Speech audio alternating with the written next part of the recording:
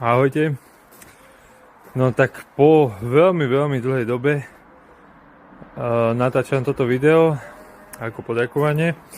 Chcel som až úplne keď to bude, ale už to teraz zverejním. Kde sa teraz nachádzam, tak nachádzam sa pod strechou, na ktorú ste mi prispeli dobrovoľnými darmi. 2000 eur sa tedy vyzbieralo. Ukážem to. Tak toto je to veledielo, ktoré vzniklo. Bolo to teda o tom prestrašení múzea, aby mi nezatekalo. Veľmi sme sa na to ponáhľali, tedy sme to do zimy nestihli, ale našťastie už minulú zimu sme to stihli spraviť. Teda respektíve urobila sa konštrukcia, zadeskovalo sa to a natiahla sa fólia. To sa stihlo do zimy. Dokonca sa stihlo aj otvoriť múzeum v septembri oficiálne. Ešte to není teda všetko. Ešte tam treba dať krytinu. Najprv tam mala ísť bobrovka, ale tá je strašne ťažká, tak sme sa rozhodli, že sa dokúpi plech. Tú bobrovku som mal, no ten plech sa musel kupovať.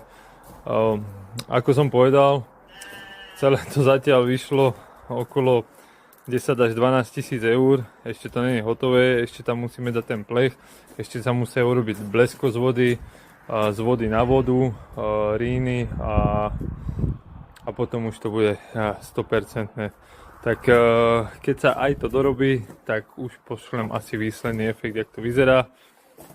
Ale teda zatiaľ takto ešte vám ukážem video z dola, ako to vypadá. Takže ešte raz ďakujem všetkým, čo prispeli. Každá korunka sa ráta. Využili sme na to ešte 2% z daní zo združenia a ostatné prostriedky boli od nás. Tak vám ešte ukážem aj výhľad, aký tu máme. Takže takto, konečne trošku preschlo, výhľad na koníky a ďalšie projekty nás čakajú, ale teda tento rok už musíme úspešne dokončiť tú strechu a skolaudovať to. No a takto vypadá strecha z dola. Vidíme zatiaľ fólia, takže už len laty, krytina a dorobiť blesko z vody. Tu je vstup do múzea, robený ďalší projekt, nemecký polný voz, takže